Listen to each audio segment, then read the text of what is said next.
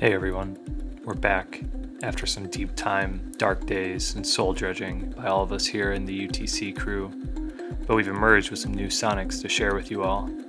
Today, we've got a psychogeographic journey through the public transit of Chicago, Toronto, and London. As it turns out, they're all connected. Then, some beautiful music from Turdidae, a musician based in Krakow, Poland. Finally, a reading of J.G. Ballard's Report on an Unidentified Space Station. But first, I wanted to share a little program I made. Did you know that you can tell the temperature based on how fast crickets chirp? It's true. Dolbear's law states that you can take the number of chirps every 8 seconds, add 5, and you get a fairly accurate measure of temperature in Celsius.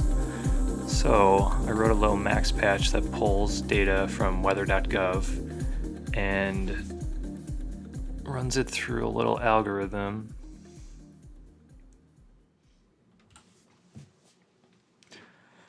So this is what the crickets sound like in New Orleans right now.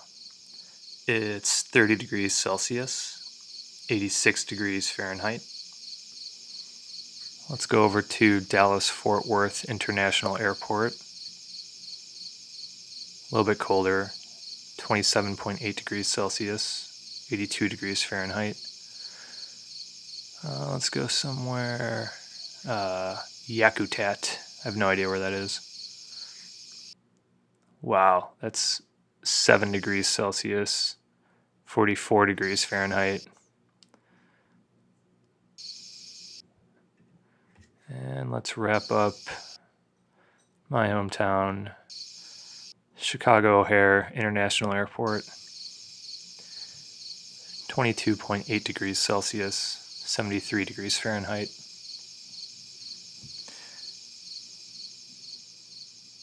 So I found this really interesting because typically we experience temperature just via a number, on your weather app or on the news or through radio. Sometimes it's a color, just a smear of red. I thought it was really neat to be able to hear what temperature might sound like. There's also something about introducing crickets to environments that they might not be native to, or maybe they're dormant, or maybe they're extinct.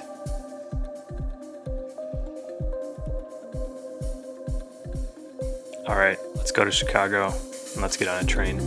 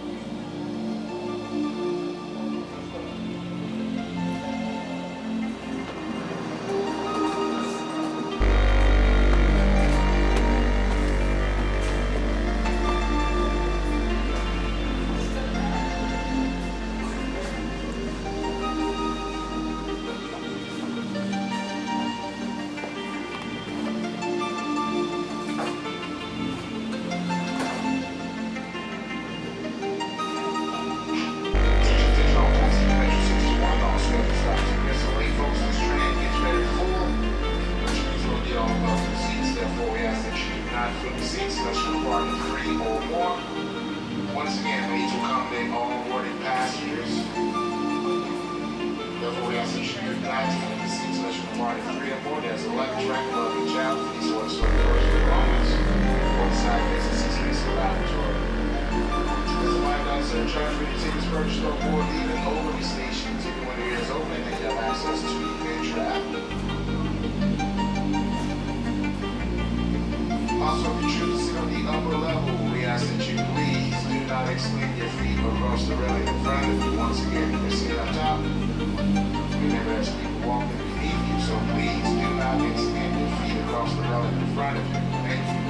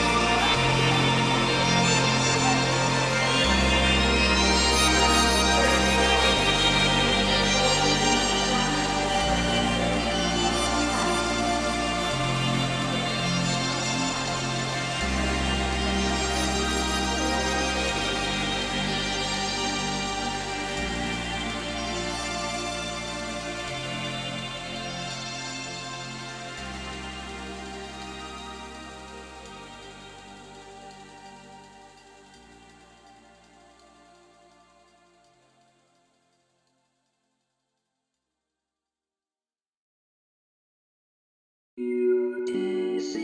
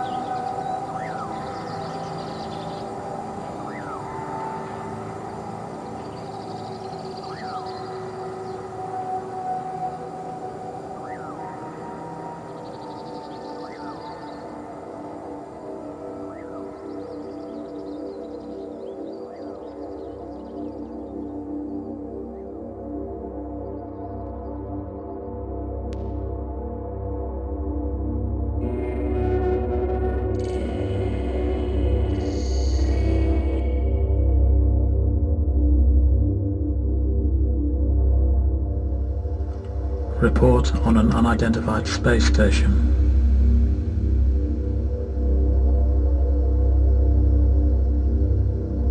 Survey Report 1. By good luck, we have been able to make an emergency landing on this uninhabited space station.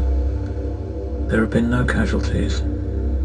We all count ourselves fortunate to have found safe haven at a moment when the expedition was clearly set on disaster. The station carries no identification markings and is too small to appear on our charts. Although of elderly construction, it is soundly designed and in good working order, and seems to have been used in recent times as a transit depot for travellers resting at midpoint in their journeys. Its interior consists of a series of open passenger concourses with comfortably equipped lounges and waiting rooms. As yet, we have not been able to locate the bridge or control center. We assume that the station was one of many satellite drogues surrounding a large command unit and was abandoned when a decline in traffic left it surplus to the needs of the parent transit system. A curious feature of the station is its powerful gravitational field, far stronger than would be suggested by its small mass. However, this probably represents a faulty reading by our instruments. We hope shortly to complete our repairs and are grateful to have found shelter in this relic of the now forgotten migrations of the past. Estimated diameter of the station, 500 meters. Survey Report 2. Our repairs are taking longer than we first estimated. Certain pieces of equipment will have to be reconstructed from scratch, and to shorten this task we are carrying out a search of our temporary home. To our surprise, we find that the station is far larger than we guessed.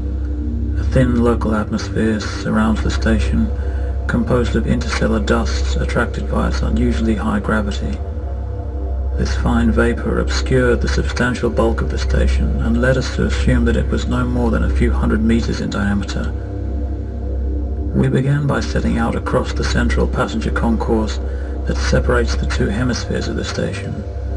This wide deck is furnished with thousands of tables and chairs, but on reaching the high partition doors 200 meters away, we discovered that the restaurant deck is only a modest annex to a far larger concourse.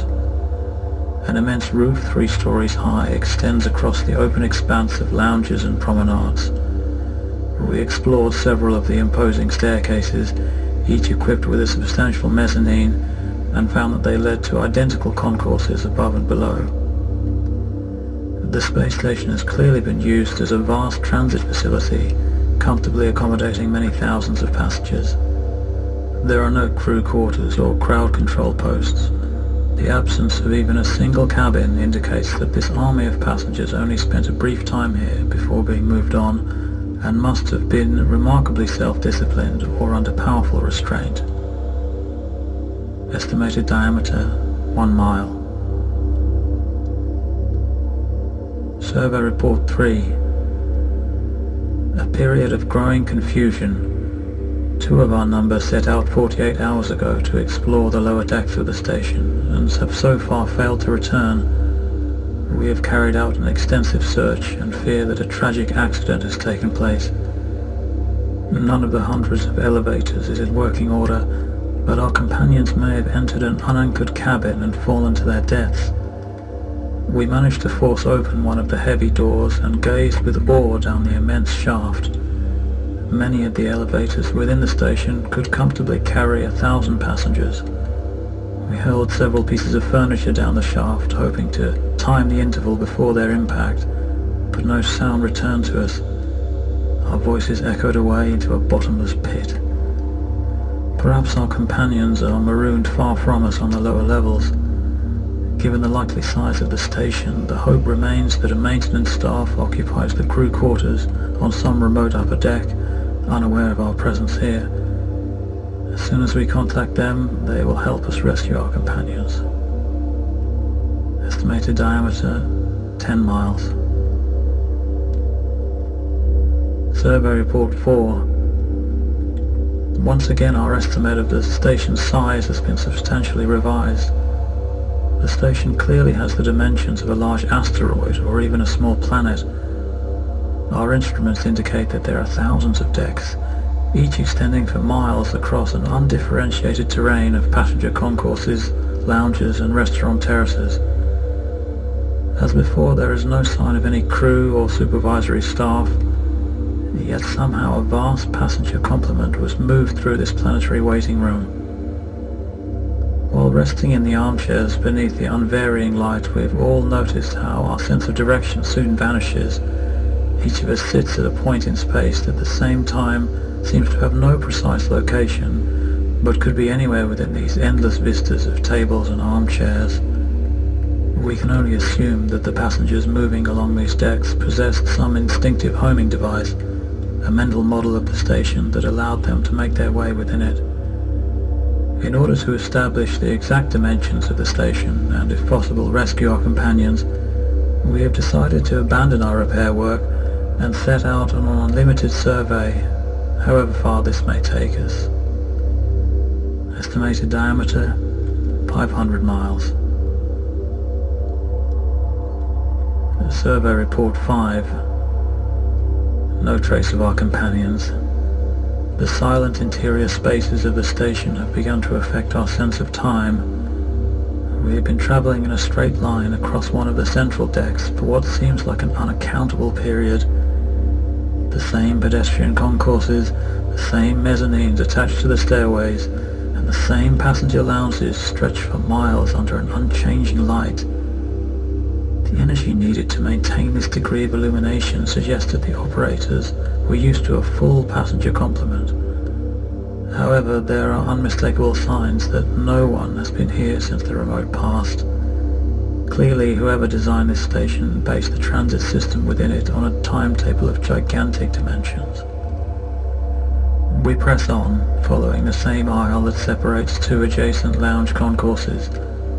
We rest briefly at fixed intervals, but despite our steady passage, we sense that we are not moving at all, and may well be trapped within a small waiting room whose apparently infinite dimensions we circle like ants on a sphere. Paradoxically, our instruments confirm that we are penetrating a structure of rapidly increasing mass.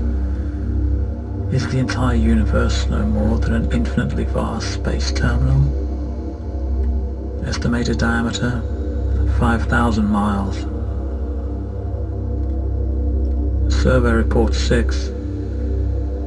We have just made a remarkable discovery. Our instruments have detected that a slight but perceptible curvature is built into the floors of the station. The ceilings recede beneath us and dip fractionally towards the deck below, while the disappearing floors form a distinct horizon. So the station is a curvy linear structure of finite form. There must be meridians that mark out its contours, and an equator that will return us to our original starting point. We all feel an immediate surge of hope. Already we may have stumbled upon an equatorial line, and despite the huge length of our journey, we may in fact be going home. Estimated diameter, 50,000 miles. Survey Report 7. Our hopes have proved to be short-lived. Excited by the thought that we had mastered the station and cast a net around its invisible bulk, we were pressing on with renewed confidence. However, we know now that although these curvatures exist, they extend in all directions. Each of the walls curves away from its neighbours, the floors from the ceilings. The station is in fact an expanding structure whose size appears to increase exponentially. The longer the journey undertaken by a passenger, the greater the incremental distance he'll have to travel. The virtually unlimited facilities of the station suggest that its passengers were embarked on extremely long, if not infinite, journeys. Needless to say, the complex architecture of the station has ominous implications for us. We realize that the size of the station is a measure not of the number of passengers embarked, though this must have been vast, but of the length of journeys that must be undertaken within it. Indeed, there should ideally be only one passenger. A solitary voyager embarked on an infinite journey would require an infinity of transit lounges. As there are fortunately more than one of us, we can assume that the station is a finite structure with the appearance of an infinite one. The degree to which it approaches a finite size is merely a measure of the will and ambition of its passengers. Estimated diameter, 1 million miles. Survey Report 8. Just when our spirits were at their lowest ebb, we have made a small but significant finding.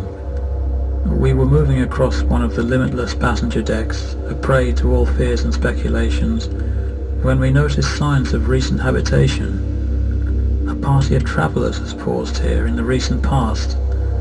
The chairs in the central concourse have been disturbed, an elevator door has been forced, and there are unmistakable traces left by weary voyagers. Without doubt there were more than 2 of them, so we must regretfully exclude our lost companions. But there are others in the station, perhaps embarked on a journey as endless as our own. We have also noticed slight variations in the decor of the station, in the design of light fittings and floor tiles. These may seem trivial, but multiplying them by the virtually infinite size of the station, we can envisage a gradual evolution in its architecture. Somewhere in the station there may well be populated enclaves, even entire cities, surrounded by empty passenger decks that stretch on forever like free space. Perhaps there are nation-states whose civilizations rose and declined as their peoples paused in their endless migrations across the station. Where were they going? And what force propelled them on their meaningless journeys? Or we can only hope that they were driven forward by the greatest of all instincts, the need to establish the station's size. Estimated diameter, 5 light years. Survey Report 9. We are jubilant. A growing euphoria has come over us as we move across these great concourses. We have seen no further trace of our fellow passengers, and now it seems likely that we were following on the inbuilt curvatures of the station and crossed our own tracks. But this small setback counts for nothing now. We have established the limitless size of the station, and this awareness fills us with feelings that are almost religious. Our instruments confirm what we have long suspected, that the empty space across which we travelled from our own solar system in fact lies within the interior of the station, one of the many vast lacunae set in its endlessly curving walls. Our solar system and its planets, the millions of other solar systems that constitute the galaxy, and the island universes themselves all lie within the boundaries of the station. The station is coeval with the cosmos, and constitutes the cosmos. Our duty is to travel across it on a journey whose departure point we have already begun to forget, and whose destination is the station itself, every floor and concourse within it. So we move on, sustained by our faith in the station, aware that every step we take thereby allows us to reach a small part of that destination. By its existence, the station sustains us and gives our lives their only meaning. We are so glad that in return we have begun to worship the station. Estimated diameter, 15,000 light years.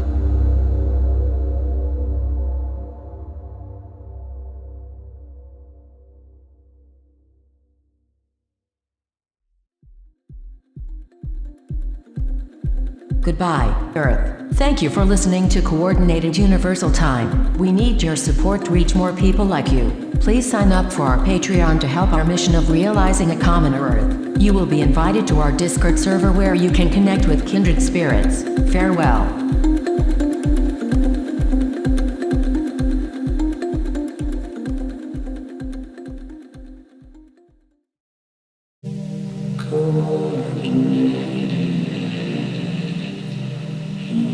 Universal time.